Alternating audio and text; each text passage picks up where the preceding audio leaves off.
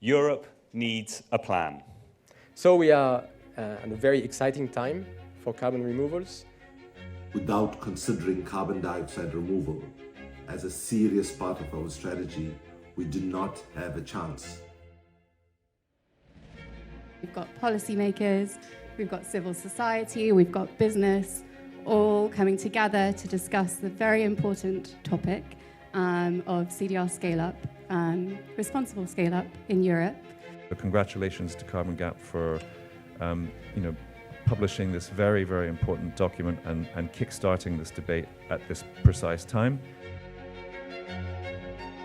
European and global climate targets will not be met without assembling a diverse portfolio of carbon removal methods that are able to deliver at scale. But having targets, having a strategy, having clarity, as was mentioned, is important for every technology. We also need to look at what kind of reliable framework could we have for removing the remaining unavoidable emissions.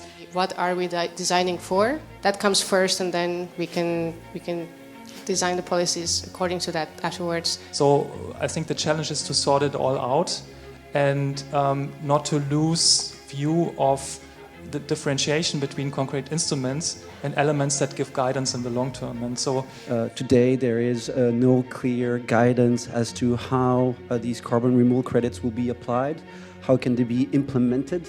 There are CDR governance gaps, that is, that EU policy is not yet geared to ensure that carbon removals will play the role that they will need to play in reaching climate neutrality. How can we create a durable, a sustainable solution to really jumpstart the market? There's a very strong focus now on how to do this as quickly as possible and how to have as much CDR as possible. And I think justice is just not part of the whole conversation. It usually comes at the end as something that we have to kind of correct, right? Europe should be a leader and should focus on being a leader not only in green tech, but also in climate justice.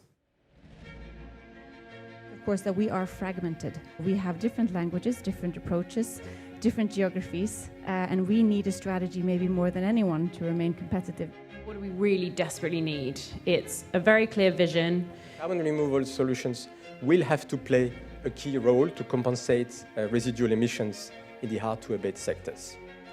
Any carbon dioxide removal strategy should be science-led, should be governed by an inclusive global governance arrangement. To achieve great things, we need two things: a plan and not quite enough time. I think we all agree here that the second condition is met, so now we need the plan.